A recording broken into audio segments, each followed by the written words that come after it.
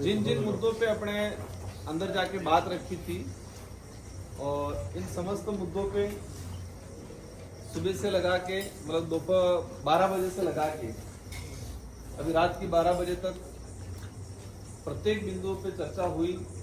मौखिक आश्वासन फिर आप सबका था कि भाई मौखिक आश्वासन पहले वाले अधिकारी ने भी दी, फिर बाद में नट जाते हैं। समस्या एज इट इज जो है वही रहती है। तो एडीएम साहब के प्रयासों से, कलेक्टर साहब के प्रयासों से इन्होंने इन सारे मुद्दों पे एनपीसीएल के जो अधिकारी हैं उनके द्वारा ये लिखित सहमति दी जा रही है। तो मैं एक बार एडीएम साहब से कहना चाहूँगा था यदि सहमति बनी उसको थोड़ा ब्रीफ कर दो। एमपी साहब ने कहा था कि जो हमारा डिस्कशन हुआ सबने विचार विमर्श किया तो सीएसआर फंड का जो है बजट प्रभावित क्षेत्रों के लिए इसका उपयोग किया जाए। तो जो सीएसआर की पॉलिसी है उसके साथ हमने इसको सहमति प्रदान की है कि बजट जो सीएसआर का होगा वो प्रभावित क्षेत्रों के लिए ही अश्विनी कंपनी द्वारा काम में लिया जाए। दूसरा बिंदु था कि एक जो रोजगार उपलब्ध कराने के लिए यहाँ के स्थानीय नागरिकों को स्किल जो कौशल विकास का कार्य किया जाए। तो कौशल विकास का कार्य प्लांट में जो काम चलेगा आगे उसमें किस तरह के किस प्रकृति के काम की आवश्यकता है, वेंडर की, वेल्डर की, प्लम्बर की, उसके तहत उसका एक पूरा अनुमान लगाकर एक विस्तृत कार्य योजना बनाकर उस कार्य योजना को फिर धरातल पे लागू करने की सहमति प्रदान एनपीसीएल द्वारा की गई।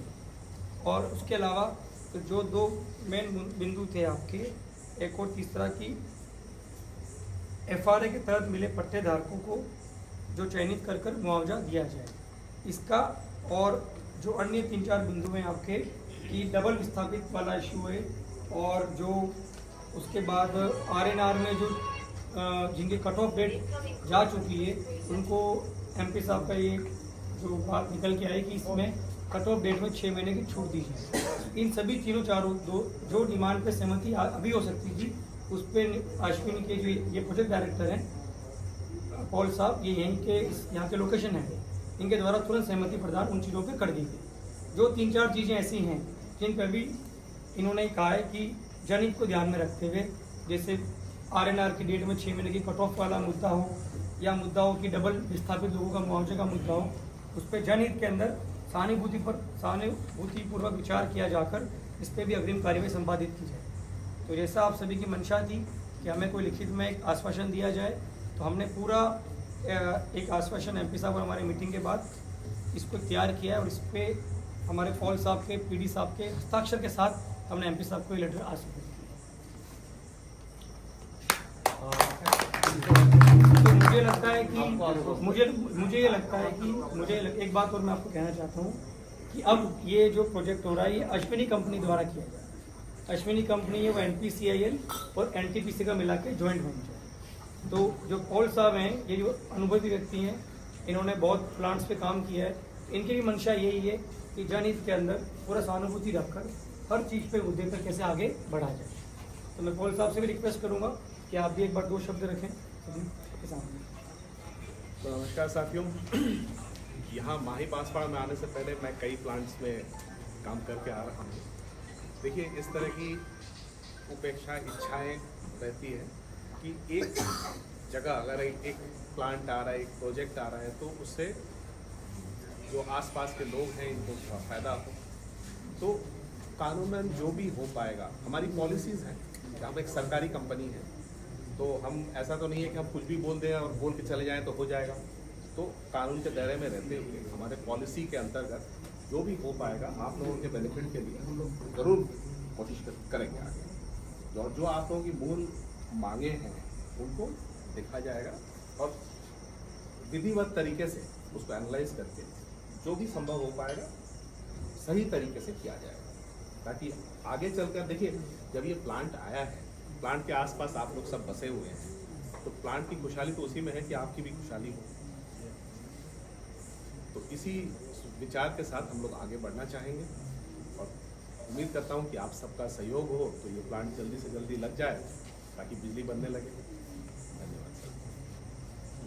इसमें ये जो है इसमें कई बिंदु ऐसे हैं कि हम व्यवस्थित डॉक्यूमेंट देंगे, तो डबल विस्थापित वाला जो मामला है, फॉरेस्ट वाला जो मामला है, और इसके बाद एम्प्लॉय वाला, तो हम बेरोजगारों की सूची जिसने ITI कर रखी है ऐसे को देंगे, तो बाकी अपन फिर ये नहीं हो जाए कि घर बैठ जाए। तो मैं चाहूंगा 5 जनों का डेलीगेशन बन जाए, जो बाद में कलेक्टर साहब और ADM साहब से और NPCL के साथियों से जाके बिंदु वाइज जो चीजें हैं इनसे संबंधित है उनसे बात कर ले, और कलेक्टर साहब या ADM साहब संबंधित है इनसे बात कर ले।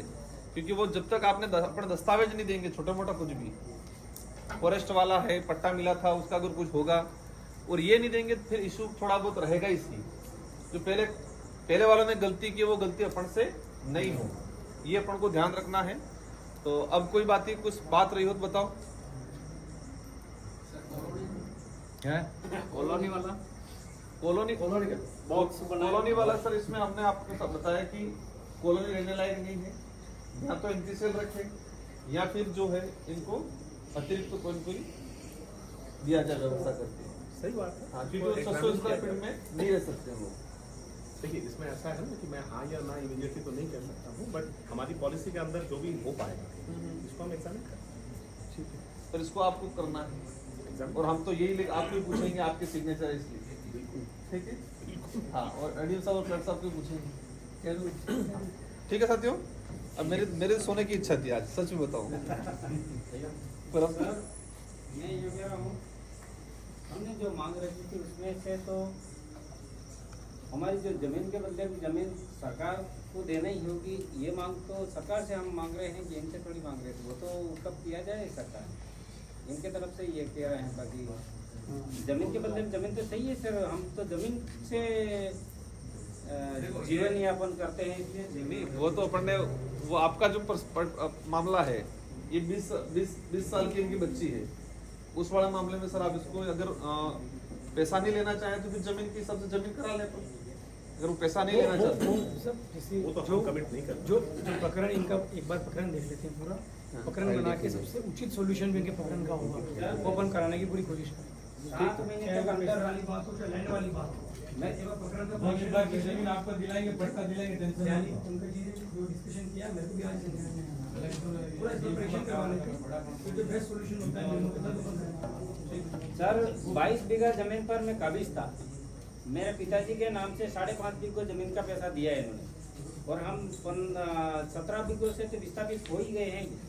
और उसमें हमारा क्या है कि हमारा कोई नहीं, मैं सन 1982 में सीमेंट फैक्ट्री लगी, तब से इन्होंने बैन लगा दिया था, तो हमारी जमीन पूरी वंचित रह गई और खेती हम कर रहे थे। बाबूलाल जी, आपका पूरा प्रकरण मैंने भी सुना है अभी, जो आप ऊपर डिस्कस कर रहे थे, एक बार आपका पूरा इंडिविजुअली पूरा प्रकरण देखकर उसका परीक्षण कर किस जगह पूरा सोल्यूशन उसका निकलेगा, वो हम उसकी कोशिश करेंगे। प्रकरण पूरा जो आप 19 बीघा 5.5 बीघा जो कह रहे हो, वो संज्ञान में मेरे आ जाए है, इसको पूरा दिखा तो नहीं अपन एक बार। ये आदमी सर 5 से 10 बार मेरे पास भी आ गए। नहीं, मेरे पास आज पहली बार ही मैंने इनको दिखा है, वो भी ये जो ऊपर डिस्कस कर रहे हैं। 10 साल से तो भटक रहे है ना, ये है ना, ये मुझे 22 बीघा जमीन देने के लिए तैयार हो गए थे, मकान बनाने के लिए तैयार हो गए, और मैंने कहा कि मेरे अकेलों को तुम दे रहे हो तो फिर दूसरे विस्थापित हुए उसको भी दे देना चाहिए कि। तो मैंने कहा कि मेरे को अकेला को जमीन तुम 22 बीघा जमीन दे रहे हो,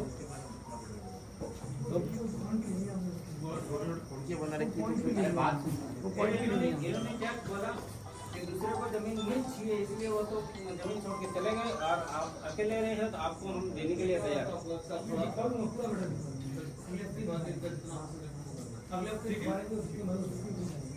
हाँ सत्यो, पकड़ो इसको।